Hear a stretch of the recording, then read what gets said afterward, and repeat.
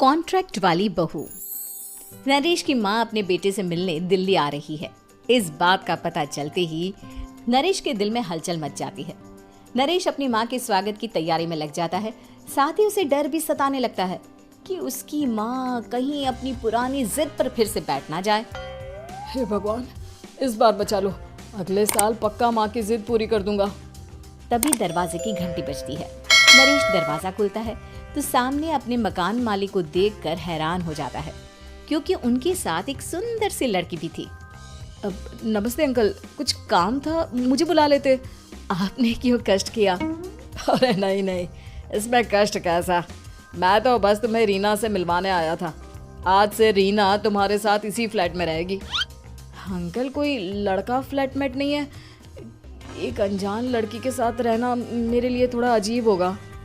देखो नरेश, मैं तुम्हें पहले भी बता चुका हूँ कि इस फ्लैट में तुम्हें किसी ना किसी के साथ एडजस्ट करना ही होगा, या फिर तुम अकेले पूरे फ्लैट का किराया दे दो, मैं किसी को नहीं रखूंगा।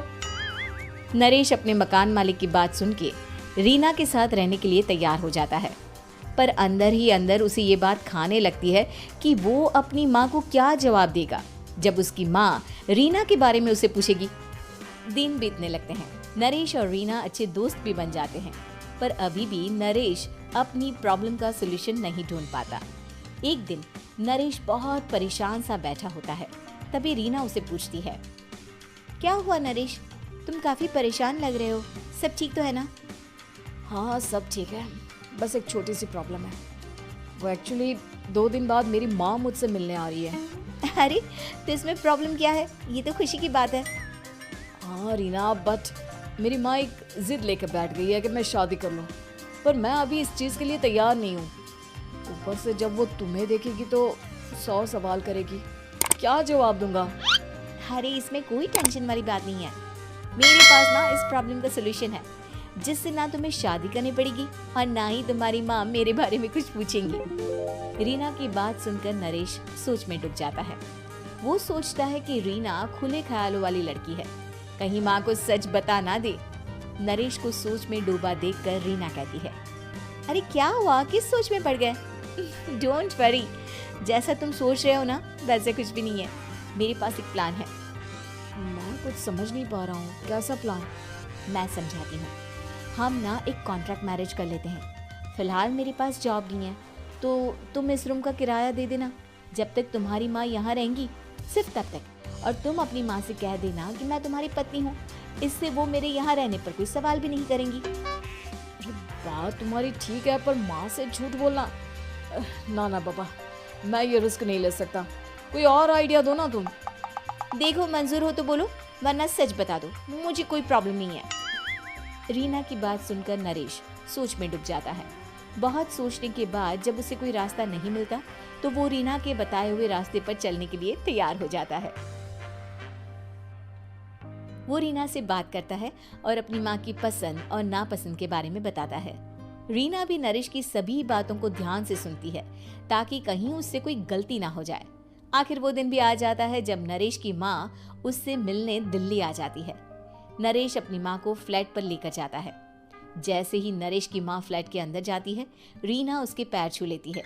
ये देखकर नरेश की माँ थोड़ी घबरा जाती है और नरेश से पूछती है, अरे बेटा नरेश, ये कौन है? माँ, ये आपकी बहू रीना है। माफी चाहता हूँ, सब कुछ इतनी जल्दी में हुआ कि आपको बता ही नहीं पाया, इसलिए सोचा कि क्यों ना आपको सरप्राइज दिया जाए। अरे बेटा, मैं तो बस तेरा घर बसा हुआ देखना चाहती थी। हाँ, बहुत अरमान थे अपनी इकलौते बेटी की शादी को लेकर, लेकिन कोई बात नहीं, शायद किस्मत को यही मंजूर होगा। ये कहते ही नरेश की माँ रीना को गले लगा लेती है। रीना बेटिया, मेरा बेटा ना थोड़ा नादान है, पर तुम काफी समझदार लगती हो और मैं जानती हूँ कि तुम इसका बहुत अच्छे से ध्यान रखोगी। माँ आप चिंता मत कीजिए, मैं सब संभाल लूंगी। नरेश की माँ अपने बहू और बेटे के साथ खुशी खुशी रहने लगती है। दिन बीतने लगते हैं। नरेश की माँ और रीना का रिश्ता बहुत मजबूत होता चला जाता है। वो दोनों सारा दिन एक साथ रहती और खूब बातें करती। इधर साथ रहते रहते नरेश और रीना भी एक दूसरे से प्यार करने लगते हैं। दोनों को इस बात का एहसास हो जाता है, फिर भी वो इस बात को छुपा कर ही रखते हैं। एक दिन नरेश की माँ और रीना शादी के बारे में बात करने लगते हैं। रीना बिटिया, ये तो नरेश ने मुझे बिना बताए शादी कर ली, वरना मैं तो अपनी इकलौती बेटी की शादी इतनी धूमधाम से करती कि सारी दुनिया देखती रह जाती। अच्छा माँ, आप ऐसा भी क्या करती नरेश और मेरी शादी में जो दुनिया देखती रह जाती? अरे बिटिया, एक माँ के अरमान तुम अभी नहीं समझोगी। मैं तो अपनी बहू को एक रानी की तरह लेकर आती और शादी भी बिल्कुल शाही अंदाज में करती, पर मेरे तो सारे अरमान ऐसे ही रह गए। खैर, मुझे तो अपने बेटे और बहू की खुशी चाहिए बस। ये कहते हुए नरेश की माँ की आंखों में आंसू आ जाते हैं। रीना भी ये सुनकर ख्यालों में खो जाती है, क्योंकि वो भी मन ही मन खुद को नरेश की पत्नी और उसकी माँ की बहू मानने लगी थी।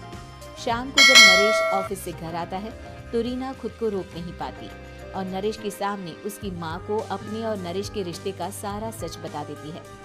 रीना की बात सुनकर नरेश की माँ दोनों से बहुत नाराज हो जाती है और घर वापस जाने की बात करने लगती है। तुम दोनों ने मुझसे सच छुपाकर बहुत ठेस पहुंचाई है मुझे। अब तुम लोगों के साथ नहीं रहना चाहती मैं, कल ही वापस चली जाऊंगी अपने घर। माँ, मुझे माफ कर दो, ये सब मैंने रीना के कहने पर ही किया है, वरना मैं भी आपको कभी ठेस पहुंचाने के बारे में सोच भी नहीं सकता। हाँ माँ, हमने ये सिर्फ आपका दिल रखने के लिए किया, प्लीज हम दोनों को माफ कर दीजिए। तुम दोनों ने मेरे अरमानों के साथ खिलवाड़ किया है, और वैसे भी मुझे अपने बेटे के लिए एक अच्छी लड़की ढूंढनी है, इसलिए मेरा यहाँ से जाना ही बेहतर होगा। माँ की ये बात सुनकर रीना खुद को रोक नहीं पाती। माँ, क्या मैं आपके घर की बहू बनने लायक नहीं हूँ? रीना की बात सुनकर नरेश हैरान रह जाता है। नरेश की माँ भी कुछ समझ नहीं पाती। मैं कुछ समझी नहीं, आखिर तुम कहना क्या चाहती हो? माँ, मैं वो नरेश से बहुत प्यार करती हूँ और साथ ही साथ मैं आपको भी अपनी माँ मान बैठी हूँ।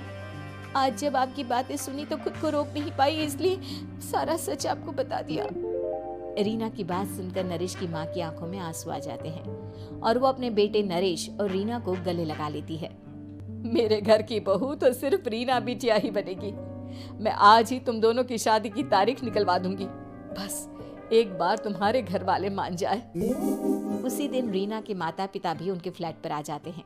दोनों परिवार आपस में बैठकर बातें करते हैं और शादी के लिए राजी हो जाते हैं।